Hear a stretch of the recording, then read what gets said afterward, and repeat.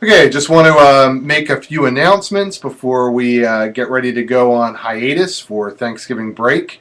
On Casablanca, most of you seem to really enjoy the film. A lot of you had very similar impressions about the setting, and I think reading through them all, each had different ideas about the setting of Morocco, but most of you touched upon the fact that with the costumes and the art direction that they made it, even though it was a foreign country, they really made it seem like an exotic version of Hollywood.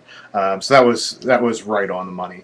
Most of you picked up on the use of diegetic sound and how it created an atmosphere, so that was good. A lot of you seem to get the contrast between the setting of Paris and the setting of Casablanca.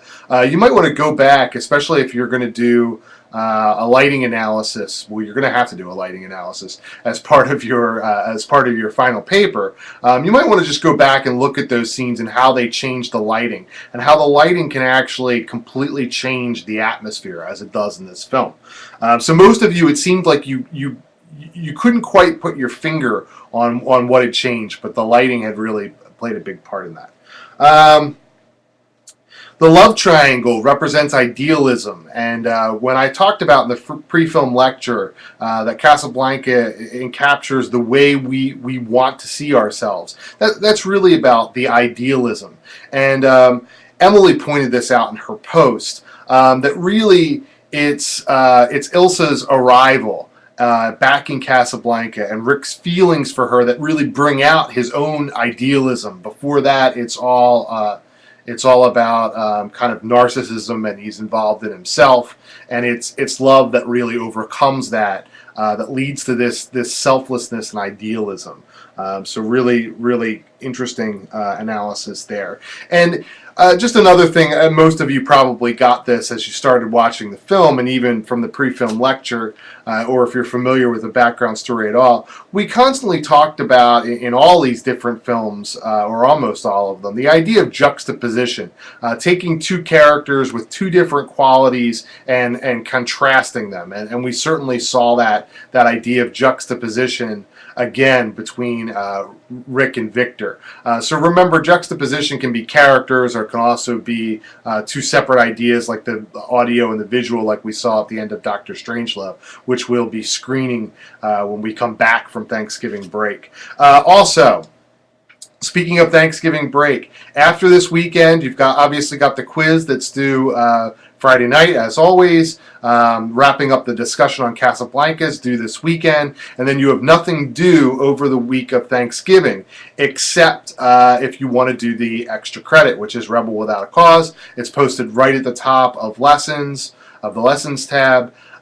So you have from now till the end of next week to do that. If you are going to do that just in when you submit the assignment, if you missed an assignment, or did particularly poorly on one of the quizzes, just let me know what you want the 100 points of extra credit to go to. If you're happy with your grade and you're just using the extra credit as a general, it'll be worth, it'll go on top of your final grade. This will actually be I think we've got 3 weeks left. Thanksgiving and 2 more. I'll offer an extra credit a week, so this will be the first of 3 extra credits that I'll offer. So there'll be 1 over Thanksgiving, 1 the second to last week, 1 during the last week, where it'll give you the chance to recoup some points for some things that you might have missed, or give you an opportunity to put points on top of your final grade at the end. Okay, the only other thing that you had due this weekend is the film topic. Just to be clear, this will be the topic of your final film. It should take you no more than a few seconds. I just want you to pick the film that you want to do. If you go into that film analysis folder under lessons, you'll see a list of films that you can choose from to do your final paper on. It's worth a huge chunk of your final grade, so this can really make it or break it for you as far as your grade in the class goes. And it's really the culmination of everything that we've done, and your ability to kind of demonstrate everything that you've learned and apply it to a film that we have not studied as a class yet.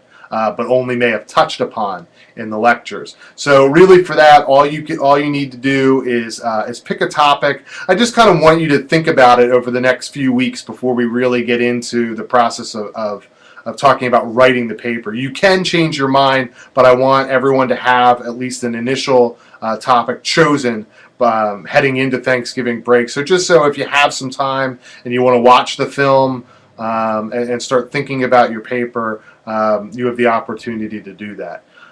So that's it. Get everything in by this weekend. That's due. So that's the quiz, wrapping up the discussion, and your topic for your film analysis paper. And other than that, have a very restful and enjoyable Thanksgiving break.